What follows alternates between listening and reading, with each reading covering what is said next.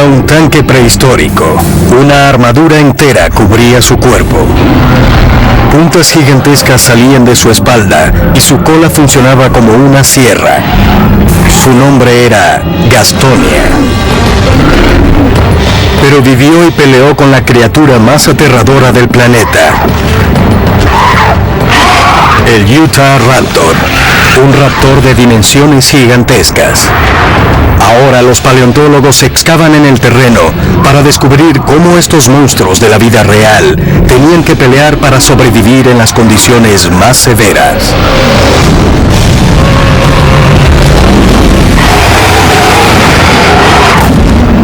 Fueron los primeros guerreros del planeta, los máximos depredadores. Nuevos hallazgos y la ciencia forense recrean el arte prehistórico de la guerra.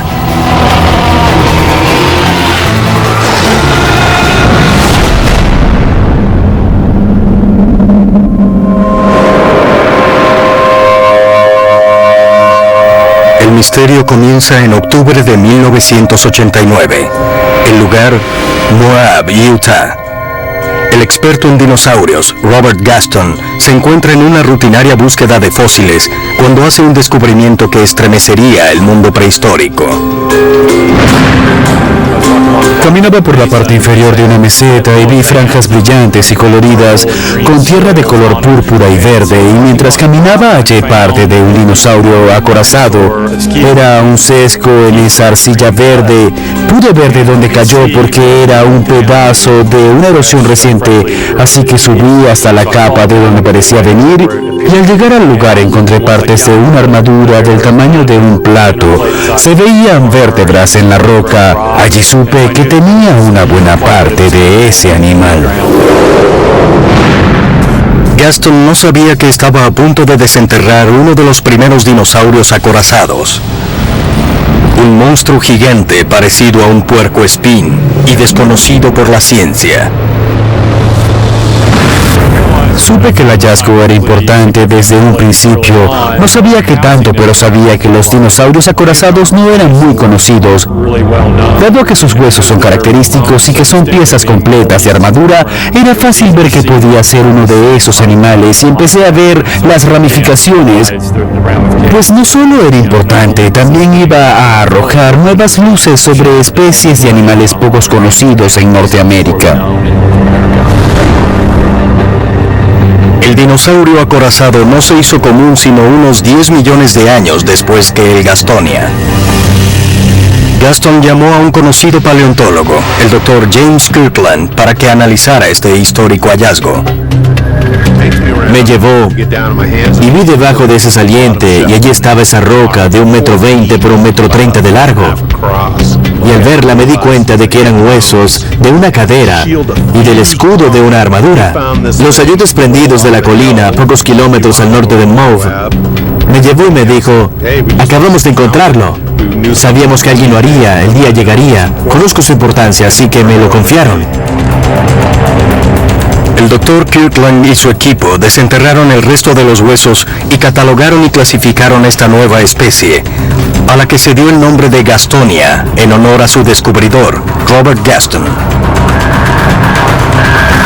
El Gastonia era un dinosaurio fuerte y formidable, una criatura de 4 patas construida como un tanque Sherman. Tenía 1 metro de alto, 4,5 metros de largo y pesaba 1 tonelada. Además estaba cubierto de armas.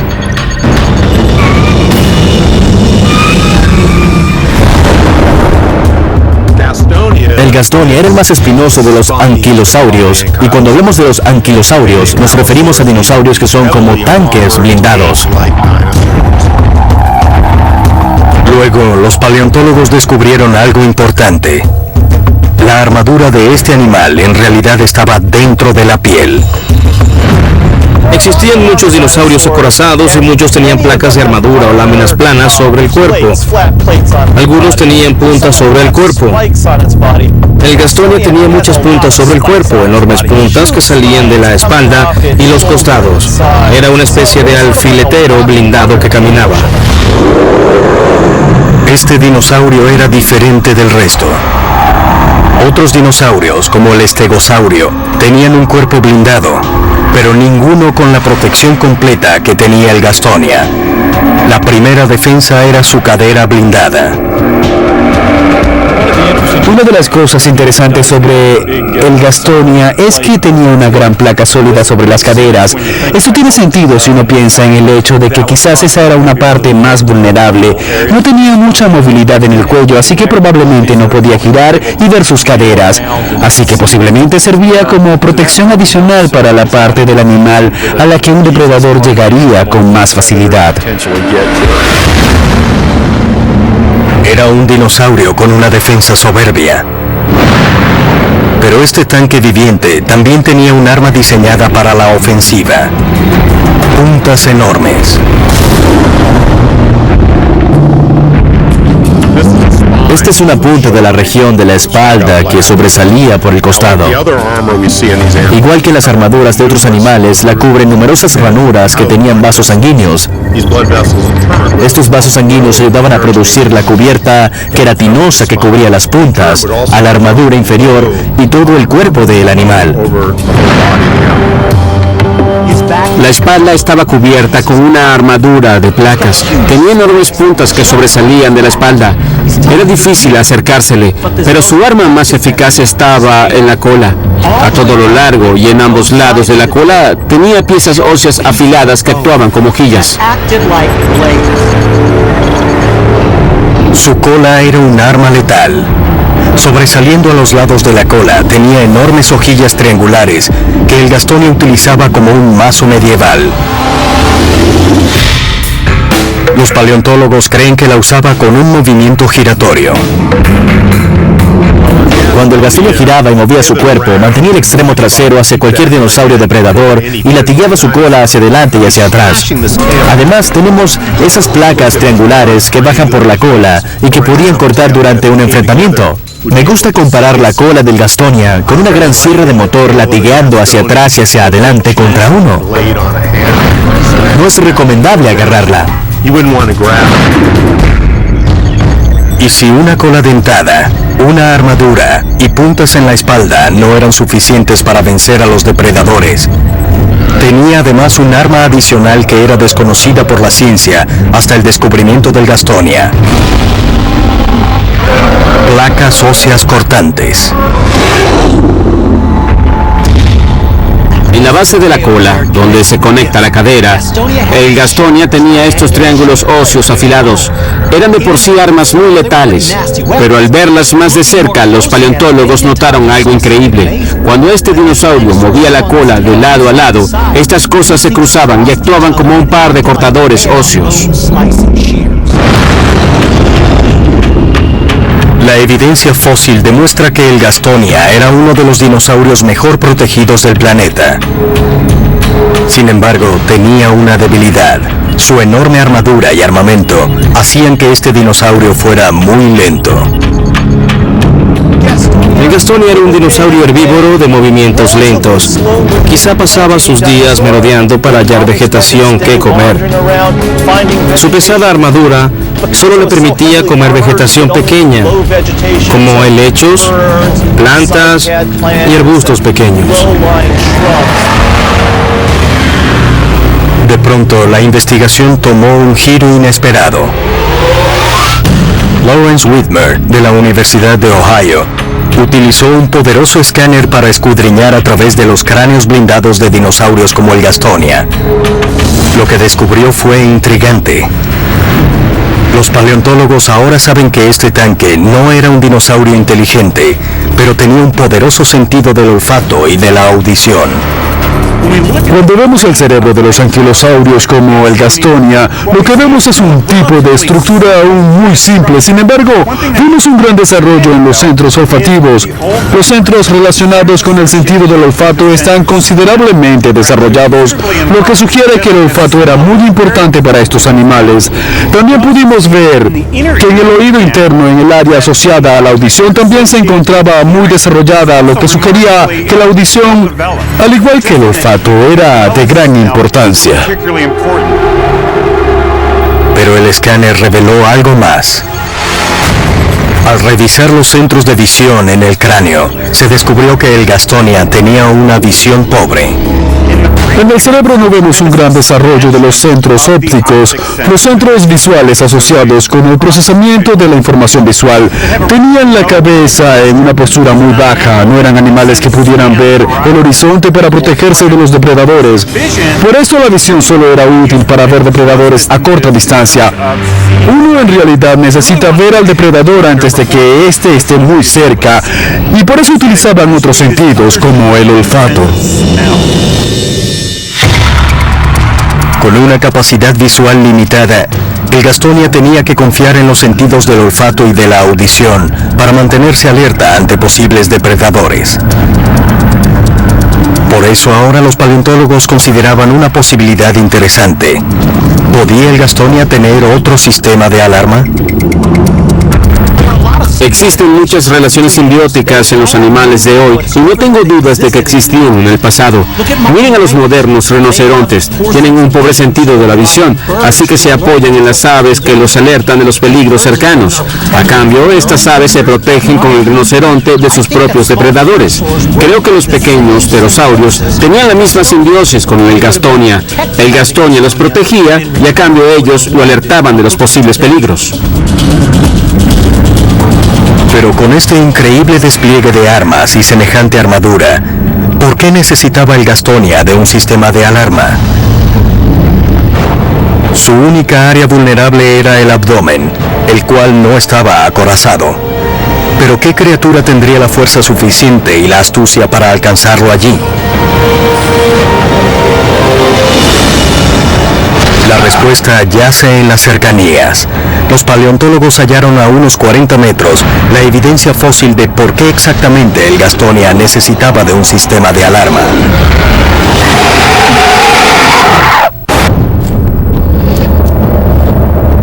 En 1989, cerca de la ciudad de Moab, Utah, el cazador de fósiles Robert Gaston halló los restos del Gastonia, un dinosaurio acorazado de principios del Cretáceo, único en su tipo.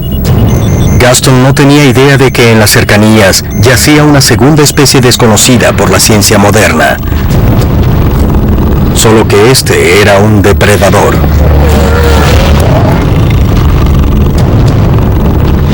Y como los investigadores pronto descubrieron, este no era un asesino cualquiera.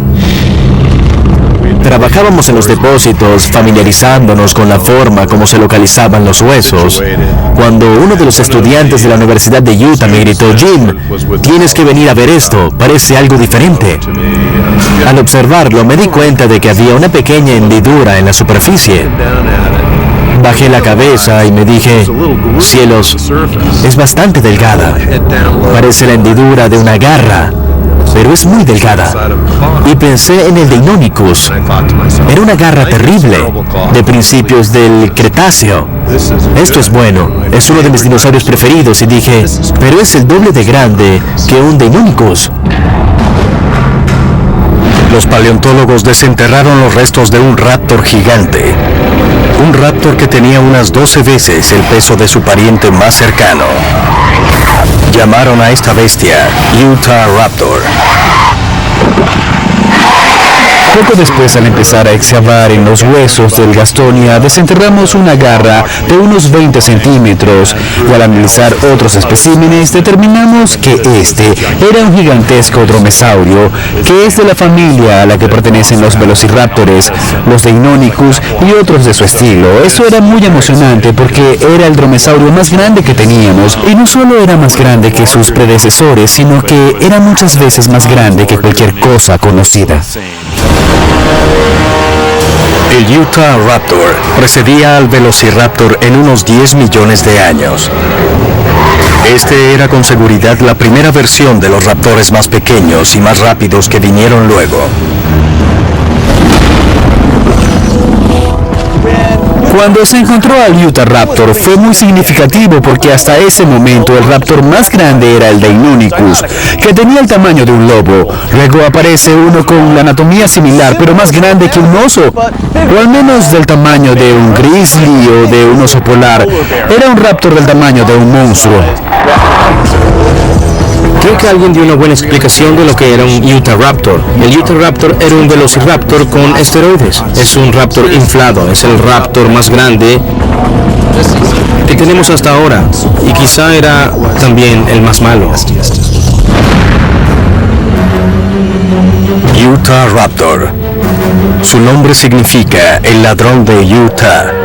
Es el miembro más grande de los primeros dromeosaurios, los cuales eran dinosaurios carnívoros parecidos a las aves.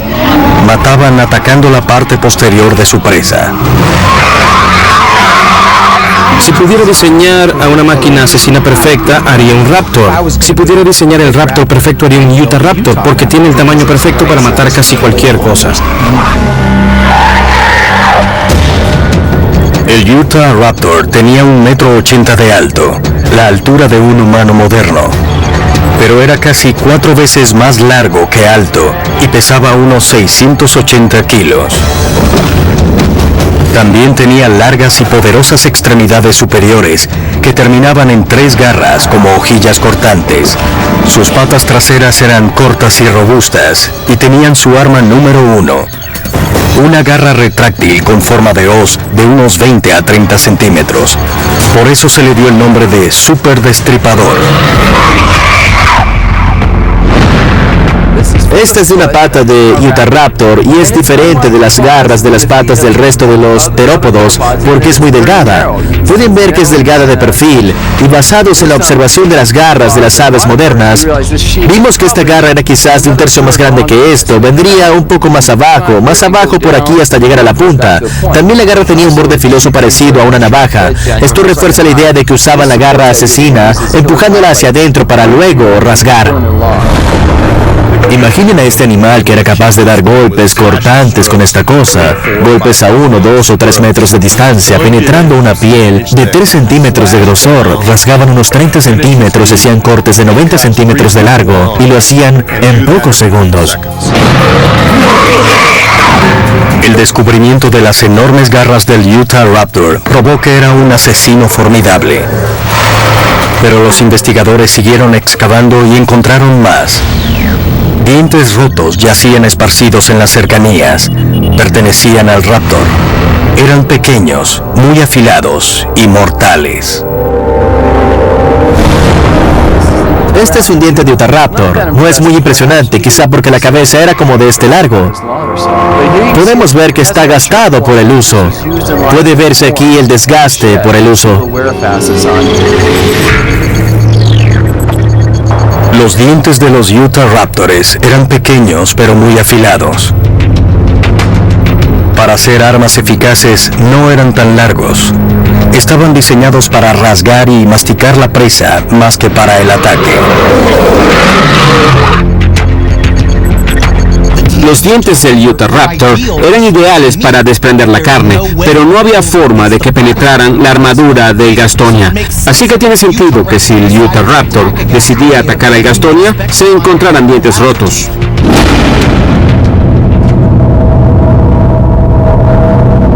El Utahraptor tenía 3 armas principales. La más importante era un cerebro grande y tan agudo como sus garras supercortantes. El escáner reveló un intelecto más alto que el promedio. Cuando hacemos una tomografía del cráneo de un raptor, podemos ver que los Utahraptores tenían cerebros desarrollados, tenían un desarrollo de los centros más importantes del cerebro, las partes del cerebro vinculadas con algunas capacidades cognitivas, como la habilidad para resolver problemas. Estos chicos tenían un cerebro dichosamente avanzado, muy parecido al de las aves de hoy, muy astutos, eran animales astutos. No te metas con un raptor porque vas a perder. La segunda arma era su notable visión.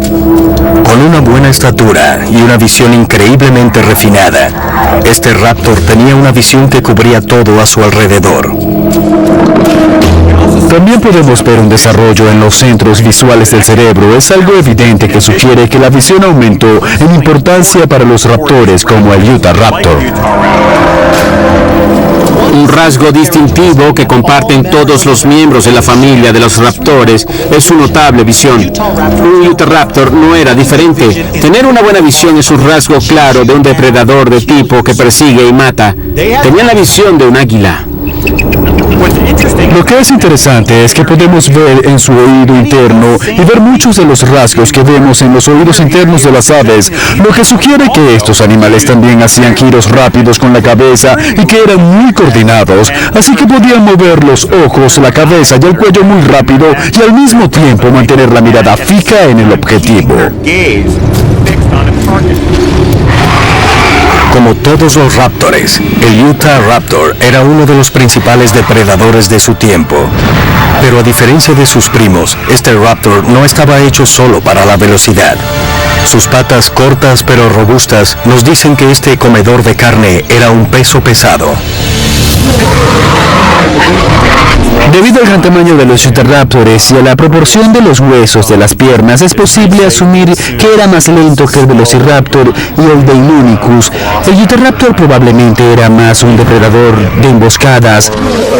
En otras palabras, si el Velociraptor era como el guepardo moderno en la persecución, el Utahraptor era como un león, en el sentido de que tenía que esperar por la presa. Normalmente el Utahraptor atacaba a herbívoros con menos protección, aquellos con menos posibilidades de causarle heridas. Pero al hallar el esqueleto del Gastonia en las cercanías, se demuestra que ocupaban el mismo territorio. El área donde hallaron el esqueleto del Utahraptor y el Gastonia se ve muy diferente a como se veía en el pasado. Aunque había grandes árboles coníferos, esta parte en particular del estado era un poco más abierta y seca. Parecía una sabana pero sin pastos. El Utahraptor cazaba en esta área porque le permitía ver a la presa desde grandes distancias. El Gastonia venía aquí por la cantidad de vegetación de baja altura. Es algo que no se encuentra en los grandes bosques. Los paleontólogos descubrieron que en la mayor parte del año la vida florecía en la antigua sabana, pero durante la estación seca, el entorno empeoraba.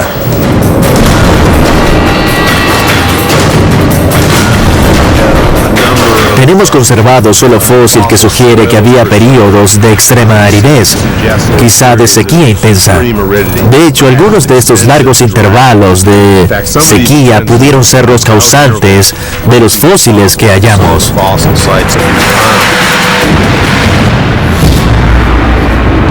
Las condiciones durante la sequía dejaban poco que comer a los herbívoros. Los más débiles emigraban o morían. Esto forzaba a los depredadores a buscar más a sus presas y a atacar lo que encontraran sin importar qué tan protegido estuviera. Durante los periodos de sequía, los animales se estresan hasta el límite. El comportamiento normal cambia y todo se convierte en una guerra por la supervivencia. Cuando el Utahraptor y el Gastonia se encontraban, creo que preferían evitarse. Pero si condiciones ambientales como una sequía extrema, falta de alimento o cosas por el estilo forzaba una interacción desagradable, creo que como todos los depredadores, el Utahraptor se veía forzado a buscar las debilidades del Gastonia. Pero es difícil hallar una grieta en la armadura de el Gastonia. Pero había una evidencia que confundía a los expertos. Cuando los científicos estudiaron el esqueleto del Gastonia, no hallaron cortes en los huesos. ¿Por qué no?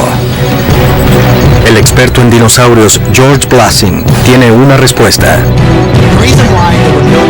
La razón por la cual no había mordidas ni marcas de garras en los huesos del Gastonia es porque el cuerpo estaba muy bien protegido por su armadura. Incluso algo tan poderoso como el Utahraptor no podía morder a través de la armadura para alcanzar el hueso.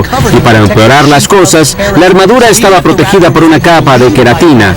Aunque el Raptor hubiera dejado una marca en la capa de queratina, nunca la hallaríamos porque la cubierta se descompone al morir el Gastonia. Y eso borra las evidencias. Solo el abdomen y las patas del Gastonia carecían de protección. Para proteger estos puntos débiles de los depredadores se agachaba. El Utahraptor era mucho más inteligente que el Gastonia. ¿Pero era tan inteligente como para alcanzar su vulnerable abdomen?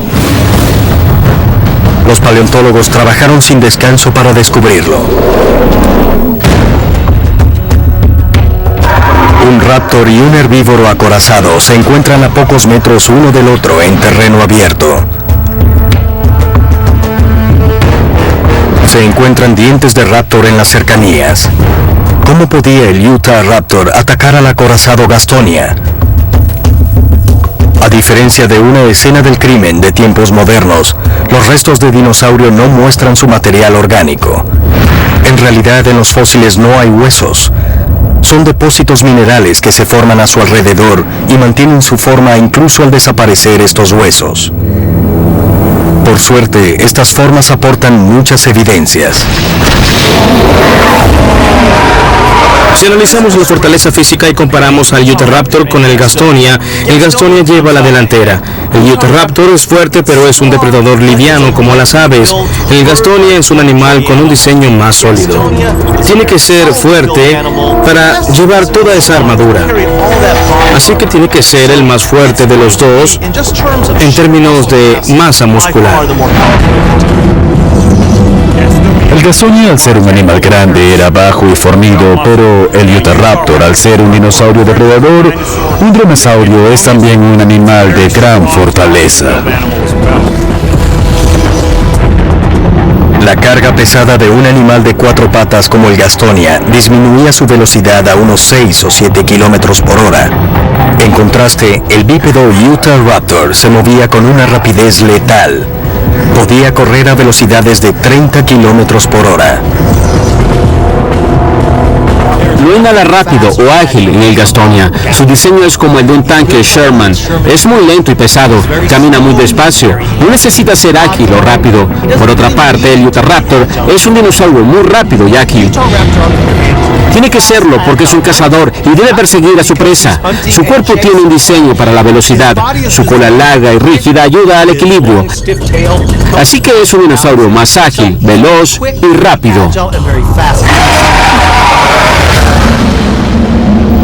Huesos faltantes son algo frecuente al encontrar esqueletos de dinosaurios. Por ello, los paleontólogos hacen copias de yeso para ocupar los huesos faltantes. Al hacer copias de tamaño real, los investigadores pueden tener una mejor imagen de cómo y por qué peleaban para sobrevivir. Los moldes son muy importantes porque permiten el intercambio de información entre universidades, investigadores, escuelas y entusiastas. También observar los vaciados en los museos es genial porque permite que los huesos permanezcan en un área donde los investigadores pueden ir y verlos de forma individual. Realmente ayudan a entender los nuevos descubrimientos. Los Utahraptores caminaban erguidos en sus 2 patas, y esto los hacía mucho más ágiles que el Gastonia de 4 patas.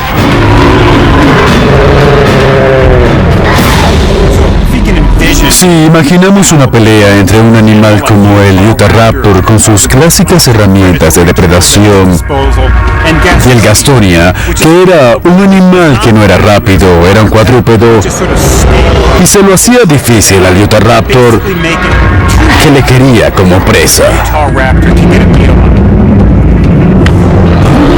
Para hacer una analogía moderna, piensen en el Utahraptor como un lobo y en el Gastonia como un puercoespín. El lobo debe ser cuidadoso al elegir cómo y cuándo atacar. Por su parte, el puercoespín puede sentarse y esperar. Es lo que tenemos entre el Utahraptor y el Gastonia. Uno tiene que hacer todo el trabajo y arriesgar mucho. El otro solo se sienta y espera.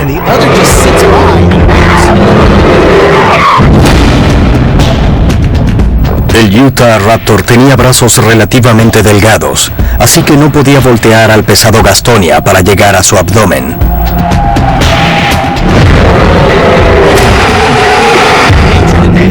Usualmente los depredadores son muy cuidadosos con la presa que atacan. Por ejemplo, un león solitario rara vez atacará a un animal tan grande como un búfalo. Una manada de leones lo haría con seguridad, pero un león solitario no, a menos que esté desesperado por el hambre. Atacar algo que puede defenderse no es bueno para el atacante. Por eso el Utahraptor quizás veía al Gastonia con regularidad, pero lo pensaba 2 veces antes de atacarlo, a menos que no tuviera elección. El Utahraptor saltaba sobre el lomo de su presa, pero con la armadura del Gastonia, eso no tenía sentido. Una pelea entre estos dos animales pudo suceder de 1000 maneras.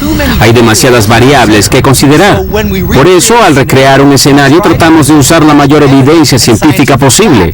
Estudiamos los ambientes prehistóricos, estudiamos el diseño de los esqueletos de los dinosaurios y otras evidencias para hacernos una imagen realista de lo que pudo ocurrir. Es la combinación de estos factores lo que nos permite hacer una representación realista de lo que pudo ocurrir.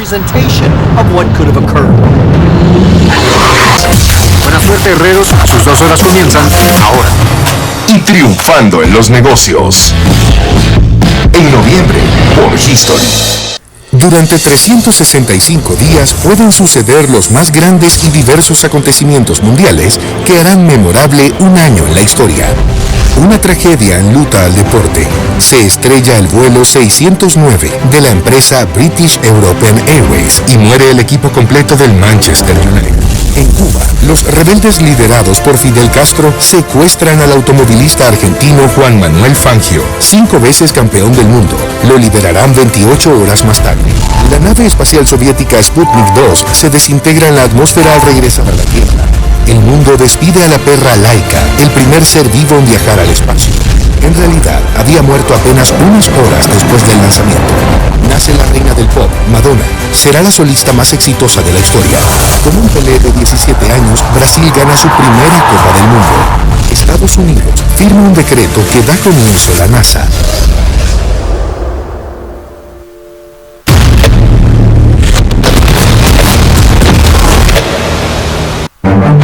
¿Cómo era en realidad la fisionomía de Da Vinci? Es particular, es muy particular. Tras el hallazgo de un autorretrato, artistas y expertos nos llevan a entender cómo pensaba el genio toscano, sus técnicas, códigos y formas de ver el mundo. En este retrato no solo se encuentra la imagen de sí mismo, es la suma de todas sus investigaciones. Un especial que nos revela uno de los mayores misterios de la historia del arte. Descubriendo el rostro de Leonardo. Viernes por History 2. Mucha más historia. Esta seca y desolada ribera es el resultado de una intensa sequía. Un solitario Gastonia camina moviendo su cabeza sobre el suelo. Trata de oler el agua que necesita para sobrevivir. Su visión es pobre, así que su séquito de pterosaurios lo alerta acerca de los depredadores. Su increíble sentido del olfato le dice que hay agua bajo el suelo. Usando sus patas delanteras, el pequeño Gastonia empieza a cavar. No falta mucho para que alcance el agua. Sus vigilantes, los pequeños pterosaurios, están muy alertas. El Gastonia encuentra un lugar prometedor y empieza a cavar. Si puede oler agua, es porque está a menos de 30 centímetros de profundidad. Sin embargo, el Utahraptor también busca sustento. El Utahraptor utiliza las riberas para buscar presas muertas o moribundas. Ahora debe escarbar. No hay muchos seres vivientes. Este Utahraptor tiene que hallar comida. Una presa muerta está bien, pero el valor nutricional de algo que está muerto es mucho menor que el de la carne fresca. Este animal es una máquina. Hay que alimentar la máquina. Debe hallar carne fresca. Su sentido del olfato es tan agudo como el de Gastonia.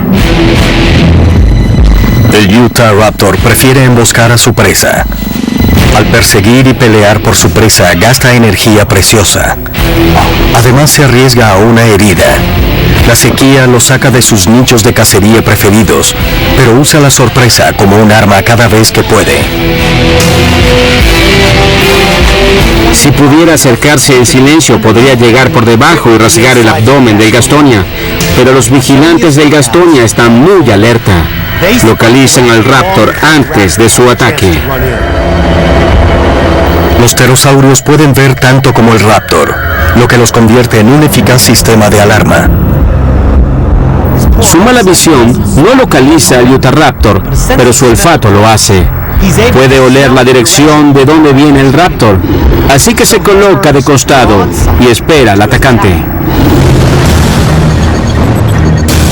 El Gastonia no tiene garras en las patas.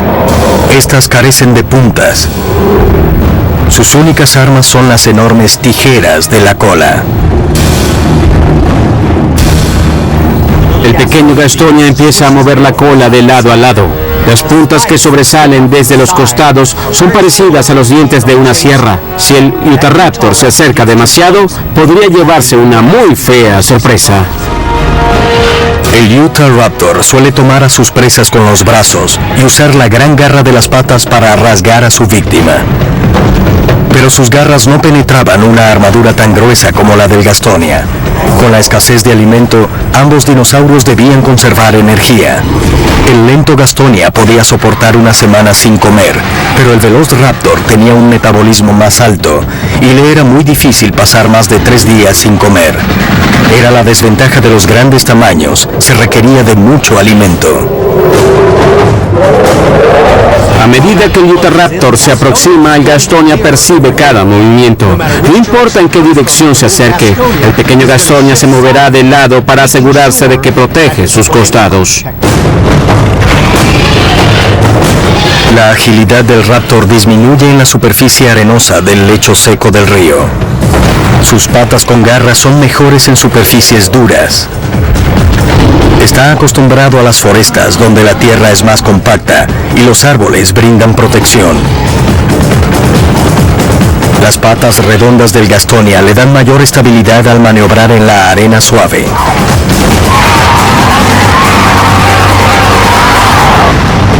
Al colocar al Gastonia frente al Utahraptor, el Utahraptor es mucho más alto, pero eso no tiene valor cuando este pequeño al que ataca tiene alfileres en su espalda. No puedes saltar sobre su espalda. La altura no sirve si peleas con un enemigo como el Gastonia. De hecho, es una desventaja. Necesitas ir más allá de lo que puede agacharse para atacarlo. El Utahraptor sabe que hay un par de lugares en el cuerpo del Gastonia que no están protegidos: la parte inferior de las extremidades, el abdomen y la base de la cola. Esas son las partes en las que se concentrará su ataque. El Utahraptor podía saltar unos 5 metros en el aire. Al aterrizar al otro lado del Gastonia, el Utahraptor se voltea con rapidez, alcanza la parte inferior de su garra y le produce una profunda herida en un costado al pequeño Gastonia.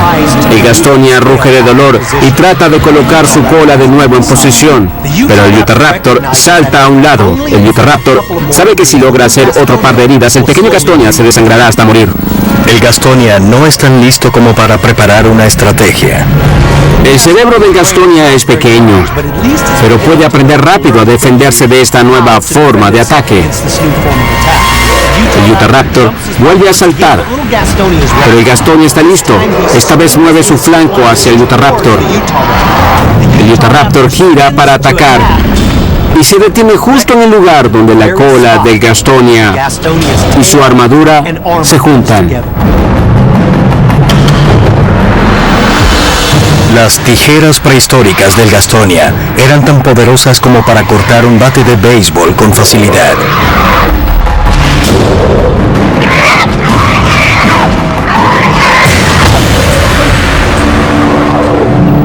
El limitado cerebro del Gastonia se concentra en una cosa a la vez. Ahora es el agua. El Utahraptor tiene una visión estupenda, más aguda que la de cualquier humano. El Utahraptor es tan listo como un halcón o un águila. No solo reacciona a su entorno, puede planificar. Y ahora hace un nuevo plan de ataque.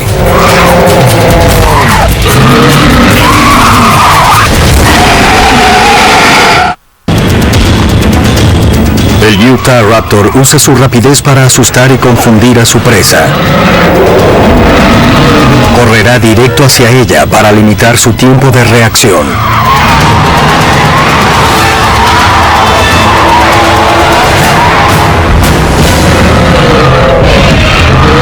El Utahraptor reconoce la piel suave y desprotegida de la pata delantera. Al inclinarse, muerde la piel y retrocede. Al hacerlo, saca un buen pedazo de carne de la parte inferior de la pata. Cuando el raptor pierde sus dientes, estos vuelven a crecerle, como a un tiburón. El Gastonia tiene herida la pata delantera y sufre un terrible dolor. No puede apoyarse bien en ella. Ahora debe apoyar su cuerpo solo en tres patas. El instinto le dice que debe inclinar su cuerpo a los lados para proteger la herida. Este es el momento que el Raptor esperaba. Esta es su oportunidad. Logró hacerle una herida. Si puede hacerlo un par de veces más, será todo para el Gastonia. Incluso los dinosaurios grandes, como el Gastonia, morían en solo 3 o 4 horas por pérdida de sangre. El Utahraptor sabe que si puede herirlo en la pata trasera como lo hizo en la delantera, el Gastonia estará acabado.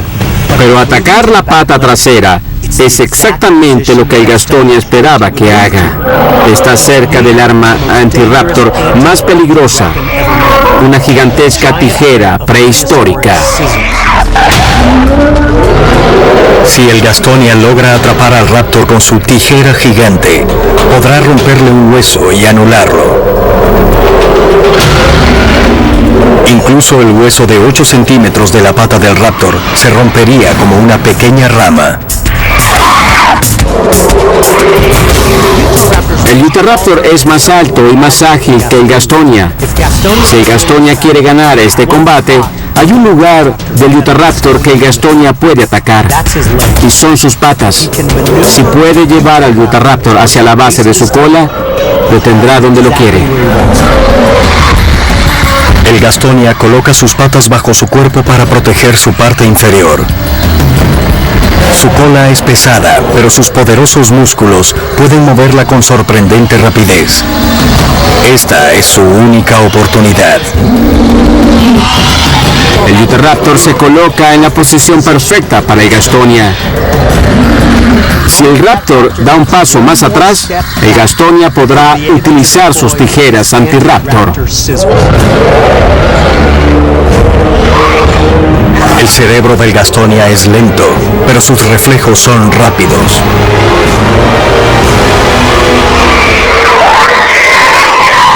La cola del Gastonia se mueve hacia adelante y esta tijera gigante atraviesa la carne de la pata del Utahraptor.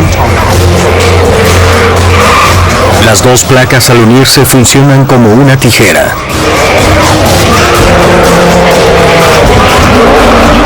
El Utahraptor trata de escapar, pero el Gastonia no acaba. Mueve su cola de lado a lado como un mazo medieval. Sus afiladas puntas cortan la carne suave del Raptor. Se mueve para escapar de este ataque mortal. El Gastonia gana la pelea.